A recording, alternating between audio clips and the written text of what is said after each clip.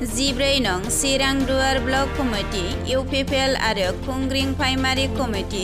UPPL जथाय बानजायनायाव गोथार खाथि गासा फोरबो फालिथाय खुंनाय जादों। बे हाबाफारिजों लोब्बा लाफानानै कार्ति गासाखौ सावजेनो 14 नं चिरां दुवार ब्लक कमिटि इउपिपिएलनि आफादगिरि मानगोनां मुस्रि बिरदाव बसुमतारी बिथाङा आजै आजौमोननि समनिफ्रायनो सोलिबोनाय बायदिनो दिनै गोथार सानजों लोब्बा लाफानानै आइजो माहारिया मोनाबिलि समाव दुगैस्रां लोबस्रां खानाय हसारनानै खानायाव खानजं लानानै गाव गावनि माइ आबाद फोथाराव फैनानै माइ बिजौआव बिलिर फैयो। न'निफ्राय ओंखारनायनिफ्राय न'आव सौफैजासिम रावजोंबो रायज्लायबोनो हामा। न'आव सौफैफिननानै बाथौ धोरोमारि खान्थि बायदियै बोराइ बाथौनि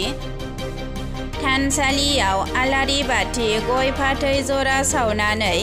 माइ आबाद आरो नखरनि खैदां खैफोदनिफ्राय बारग'नो थाखाय बोराइ बाथौनाव आर'ज बिनांगौ। नखरनि दरखं मोखां बाख्रि मोसौ गलि बायदियाव मोनाबिलि समाव कार्ति गासा जेवारि आरो थाइगिर बिखङाव सावनाय जायो। आबाद मोजां जाथों होननानै बिमा माइनावनि मुङाव सावनाय जायो। एम्फौ एनला आरो बेमार आजार जायिनि थाखाय सावनाय जायो आरो बिमा माइनावनि सायाव आर'ज गाबनाय जायो। बे हाबाफारियाव बाहागो लाफैदों आलासि महरै 14 नं चिरां दुवार ब्लक कमिटि इउपिपिएल आइजो गांखंनि आफादगिरि मुस्रिमा हेमा बसुमतारी, 14 नं चिरां दुवार ब्लक कमिटि इउपिपिएल लाइमोन गांखंनि गाहाय नेहाथारि मुस्रि यादव दाहाल आरो खोदोम बसुमतारी, खुंग्रिं बिसिडिसिनि मासिगिरि अष्टमी नार्जारी, खुंग्रिं प्राइमारि कमिटि इउपिपिएलनि आफादगिरि मुस्रि खान्दलाल नार्जारी, गाहाय नेहाथारि मुस्रि अजित मुसाहारि, बड'लेण्ड एकाडेमिनि फोरोंगिरिफोर आरो ओनसोलनि रायजो राजाफोरा मैखोमैनो बाहागो लाफैदों।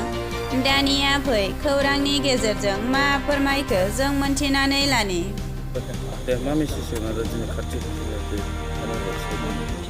दिनैहाय जे गोथार मोनसे खाथि गासा सावनाय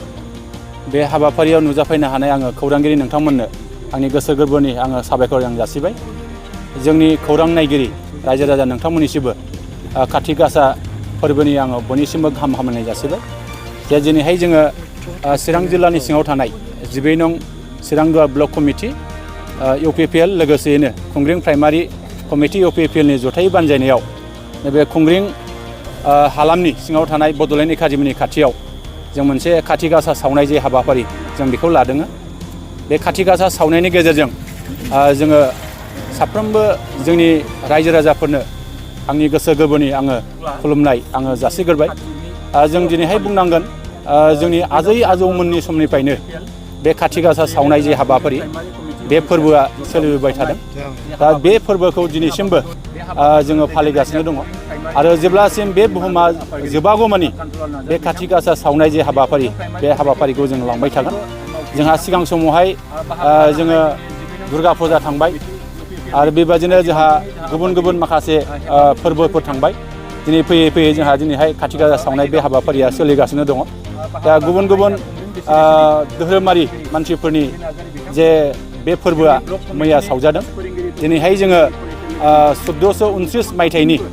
थामहिनबा बांलानि दिनै 1 कार्तिक बे खाथियाव जा बाथौ धोरोमनि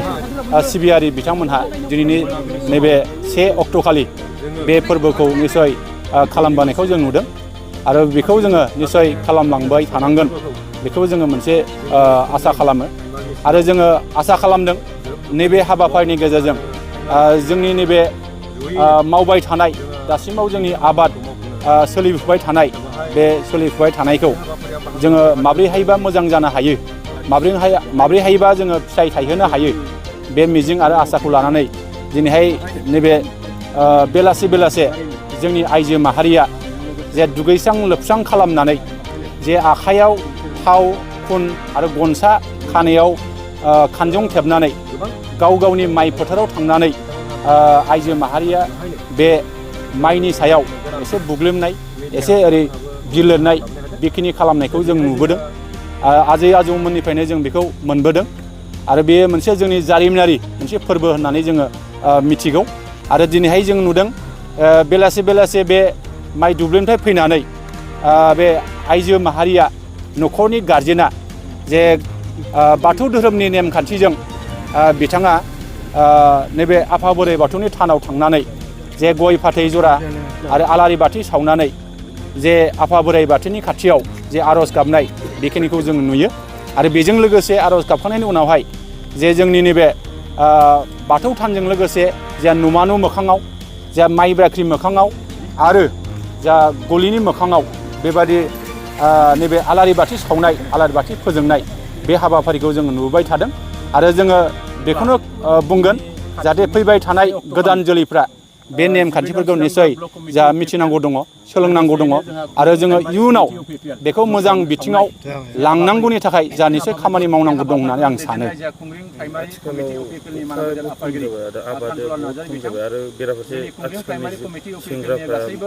आङो नैबे हाबाफारिनि गेजेरजों आङो बेखौनो खावलायनो लुबैदों गोदान जोलैफोरनिसिम जे गोदान जोलैफ्रा दा गावसोर जेरैबायदि बायदि बिथिङाव जे जावरिखांनाय बेखौ लाबोनांगौमोन नाथाय जोङो दिनैहाय गोबां बायदि बायदि माखासे समाज बेरेखा हाबायावसो जोङो बेबायदि गोग्लैसोनायखौ जों नुदों दा बेखायनो जोङो खावलायगोन जाहाथे आथिखालनि लाइमोन सेंग्रा सिख्लाफ्रा जोंनि माहारिबादजों लोगोसे जे जोंनि हाबा हारिमु बे हारिमुखौबो निसय जोङो फोथांफिननानै जोङो लाखिनांगोन आरो गोदान जोलैफ्रा मोनसे सोलोंथाइ बिथिङाव समाज बिथिङाव रांखान्थि बिथिङाव आबाद बिथिङाव जों मोनसे जावरिखांनाय लाबोनांगौ दं होननानै जोङो आसा खालामो।